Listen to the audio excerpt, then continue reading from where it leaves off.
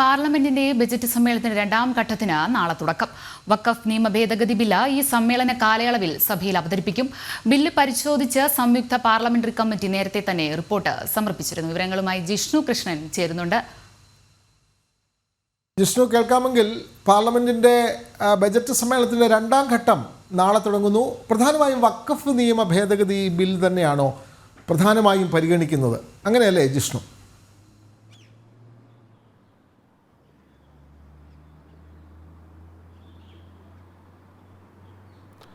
വിനോദ്, അഞ്ജന, നമസ്തേ, good morning.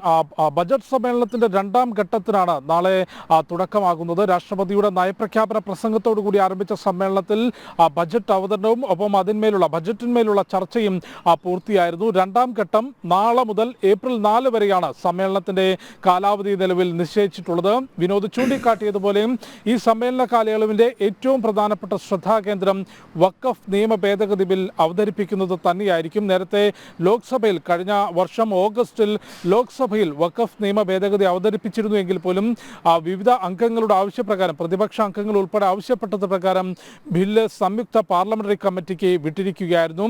ഈ budget സമ്മേളനത്തിന്റെ തുടക്കത്തിൽ തന്നെ സംയുക്ത പാർലമെന്ററി കമ്മിറ്റി ഈ ബില്ലിന്മേലുള്ള റിപ്പോർട്ട് സഭയിൽ മേശപ്പുറത്ത് വെച്ചിട്ടുണ്ട്. രാജ്യസഭയിലും ലോക്സഭയിലും ബില്ലിന്മേലുള്ള ശുപാർശ അടങ്ങുന്ന റിപ്പോർട്ട് സംയുക്ത പാർലമെന്ററി കമ്മിറ്റി മേശപ്പുറത്ത് വെച്ചിട്ടുണ്ട്. അതുകൊണ്ട് തന്നെ നിർണായകമായ ഭേദഗതി ബിൽ ഏത് ദിവസം അവതരിപ്പിക്കും എന്നുള്ളതാണ് ഇനി നോക്കിക്കാണേണ്ടത്. വഖഫ് നിയമ ഭേദഗതി ഉടൻ തന്നെ പാർലമെന്റിൽ അവതരിപ്പിച്ച് നടപ്പാക്കും എന്ന പ്രഖ്യാപനം പ്രധാനമന്ത്രി നരേന്ദ്രമോദിയും ആഭ്യന്തരമന്ത്രി അമിത്ഷായും ഉൾപ്പെടെയുള്ളവർ അടുത്തിടെ വിവിധ വേദികളിൽ വ്യക്തമാക്കിയിരുന്നു.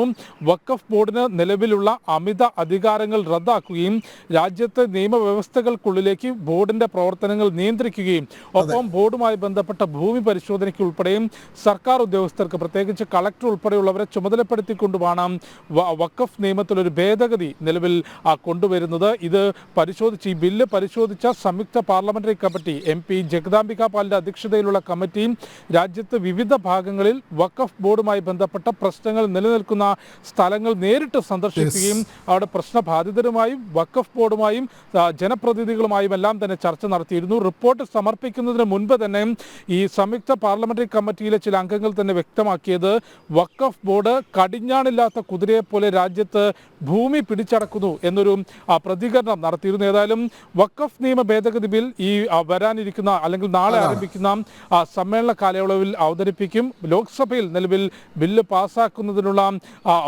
ഭൂരിപക്ഷം തെളിയിക്കാൻ NDAക്ക് സാധിക്കും. രാജ്യസഭയിലും അതിന് സാധിക്കുമെന്ന ആത്മവിശ്വാസമാണ് BJPക്ക് ഉള്ളത്. ഒപ്പം വൺ നേഷൻ വൺ പോളിന്റെ ബില്ല് തയ്യാറായിട്ടുണ്ട് എന്ന റിപ്പോർട്ടുകൾ പുറത്തു വന്നിരുന്നു. പക്ഷേ ഈ സമ്മേളന കാലയളവിൽ അത് അവതരിപ്പിക്കുമോ എന്നത് നോക്കിക്കാണേണ്ടത്. അതെ, ബജറ്റ് സമ്മേളനത്തിന്റെ രണ്ടാം സെഷനാണ് നാളെ തുടക്കമാകുന്നത്. വഖഫ് ഭേദഗതി ബില്ല് തന്നെയാണ് പ്രധാനമായും ചർച്ച ചെയ്യുന്നത്.